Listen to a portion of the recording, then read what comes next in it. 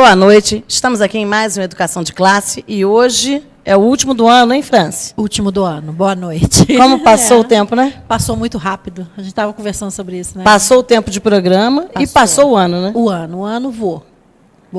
E esse ano, Franci, por que na sua avaliação esse ano acabou sendo mais tranquilo ou mais preocupante em relação aos servidores?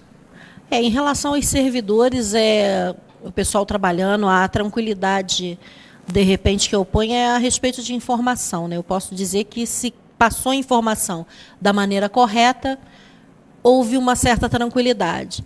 Mas aquela coisa do servidor estar sempre, assim, se sentindo em evidência em algumas questões, a gente continuou, infelizmente, na mesma. Foi um ano de muito assédio. Foi. Né? Direções de escola, secretaria em relação às direções também. Né? A gente teve muitas situações, no mínimo constrangedoras, né? De pessoas sendo colocadas à disposição e muita crítica em relação a isso, porque o que eu conversei, inclusive, com a Adriana de Paula na secretaria na semana passada, foi sobre essa questão. A criança é a última a ser levada em conta nesse processo. Infelizmente. Né? Troca professor, troca educador, troca merendeira, coloca à disposição para ficar sem ninguém no lugar. Né? Às vezes, algumas equipes gestoras preferem ficar sem ninguém do que ter paciência com a pessoa, tentar se harmonizar com aquela equipe, né? Porque convivência em trabalho também não é para descartar, assim, né? E nós temos uma leva aí de que nova, né? E uns não tão novos, e que, infelizmente, a gente não tem curso de capacitação. Mas, quando eu me refiro a curso de capacitação, eu me refiro a uma capacitação contínua. Sim, e principalmente objetiva. Né? E principalmente aquela capacitação do teu primeiro olhar no trabalho. Né? Exames médicos em tempo e hora corretos, coisas que deveriam existir não tem. Infelizmente, está sendo mais um ano em que muitos direitos do trabalhador não se vê ainda no nosso município. Inclusive, Francis, toda vez que fala nessa questão, eu me lembro, cadê a clínica do servidor? Passou-se mais um ano, não foi criado. No último do governo, né? Nós não temos plano de saúde, não. Nós não temos uma saúde pública em Petrópolis que possa atender né, com eficiência ninguém. Né? Quando a gente põe esse ponto saúde aqui, né? Geralmente as pessoas falam, a gente vê aí na mídia que está tudo dando certo, que a fila, uma coisa importante, né, que eu tenho que dizer aqui hoje, é que muita propaganda que não existia mais fila para mamografia no município. Tem fila. Porque se não tivesse fila, aí eu falo fila virtual. Por quê? Porque hoje era para ligar novamente. E, novamente, eu recebi uma negativa. Não tem horário. Então, não tem mais aquela fila... Um atrás do outro, fila indiana na rua. Mas tem a fila de espera. Tem, e que hoje é uma fila virtual, porque você lança o teu pedido no programa de computador. E espera. Espera, porque hoje você vai esperar mais 10 dias. Tá, dezembro. E aí a gente fica pensando, né, gente? Os casos de urgência, os casos que a pessoa precisa daquilo a tempo e a hora, realmente a pessoa fica desatendida, né? Fica desatendido. Porque os servidores também, nós não temos um nível de salário que as pessoas possam estar pagando plano de saúde, exame complementar à parte. Né? Nós estamos reféns do que a prefeitura oferece, que é de baixíssima qualidade hoje para toda a população. Né? Isso tem que ficar claro. Não só para os servidores, mas para toda a população. Né? E continua também, né? Infelizmente, vamos fechar o ano com aquela mesma queixa de sempre do servidor. A minha declaração médica não está valendo nada dentro da unidade escolar. Infelizmente, ainda não. O que vai ser preciso? Agora, será que toda vez que o servidor for ao médico, isso já é pensar para o início do ano letivo, toda vez ele vai ter que fazer o quê? Pedir para o médico dar um atestado? Porque o atestado é uma coisa que você só precisa se realmente for necessário. E é até contra a lei, se for o contrário. Exatamente. Mas essa questão da saúde do trabalhador, do próprio RH, está precisando de uma reformulação completa. Porque, em momento nenhum, tem um olhar humano. Né? Essas duas dependências públicas deveriam ter um olhar humano. Porque ninguém vai lá na saúde do trabalhador porque está bem.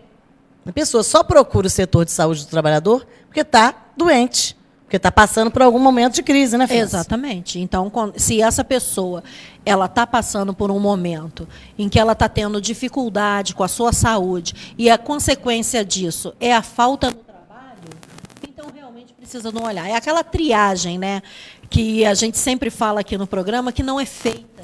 E é necessário, sim, é necessário fazer uma triagem, porque doença não é uma coisa só para todo mundo e nem dá num dia só e nem no mesmo horário. Exatamente. Precisamos ter um olhar diferenciado. E nem a mesma doença tem as mesmas características ou a pessoa sente da mesma maneira, né? Exatamente. Porque cada um é cada um. É porque o hábito também, né, aí 2015, fechando novamente com aquele hábito, olha para a pessoa e fala, aparentemente você está ótima. Né? Então parece que esse gestor ele tem um olhar de raio-x. E com esse olhar de raio-x, ele está vendo, nossa, você está ótimo. Agora, se realmente fosse um olhar de raio-x, né, super-homem, né? E realmente ele ia saber se aquela pessoa está com problema ou não, né? Precisamos melhorar muito as nossas relações de trabalho dentro do ambiente escolar, né? Os gestores têm que se acostumar também que as pessoas que apresentam atestado, que as pessoas que apresentam declaração de acompanhamento de pessoa da família, não são vagabundas. Né? Porque muitas vezes nós estamos sendo tratados assim. Então, se você tem um parente, mãe, filho, que está precisando de acompanhamento, o pessoal da escola passa a te olhar torto. Né?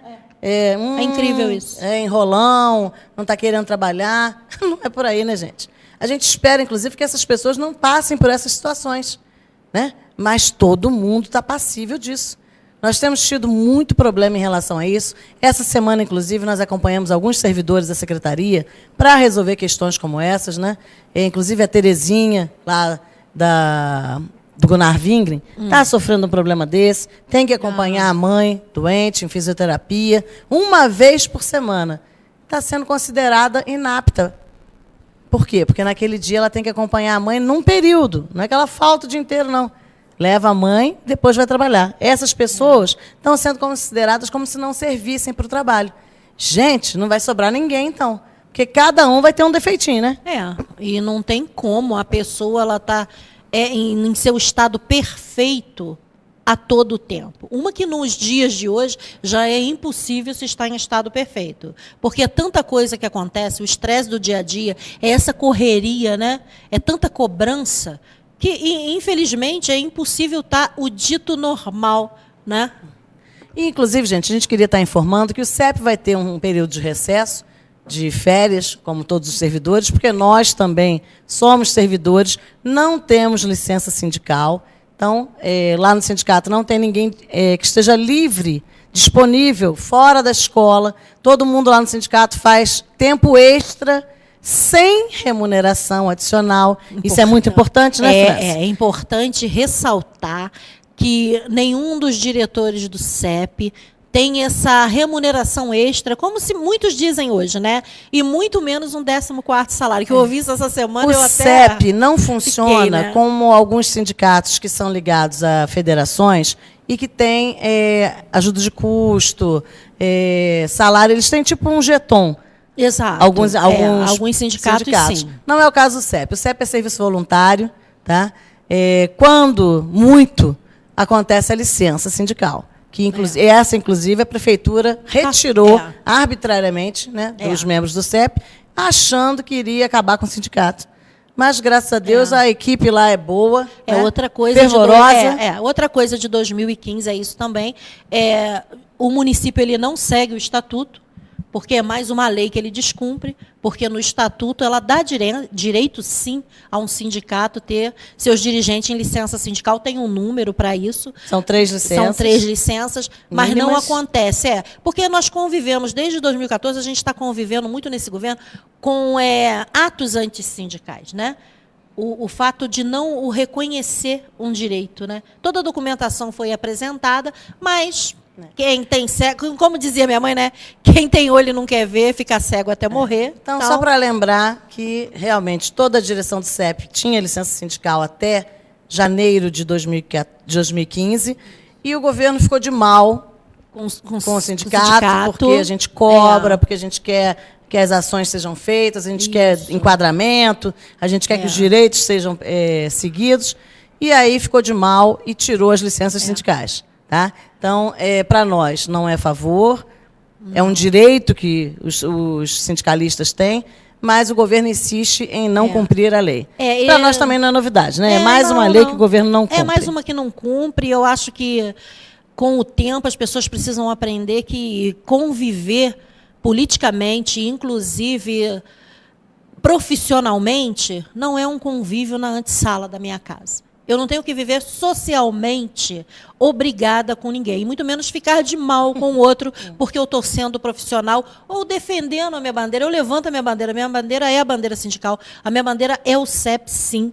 É a educação então, é a de qualidade. educação de qualidade, então eu não vou dizer amém para coisas que eu não concordo. E eu acredito que a população também já está aprendendo esse novo caminho. Os educadores do nosso município tenham isso sempre em mente. Porque nós precisamos, sim, lutar por uma educação de qualidade e não nos render e ter temor de pessoas que dizem que ela está acontecendo, mas que quem está lá no chão da escola está sabendo que não. É isso aí. A gente vai para o intervalo e já volta.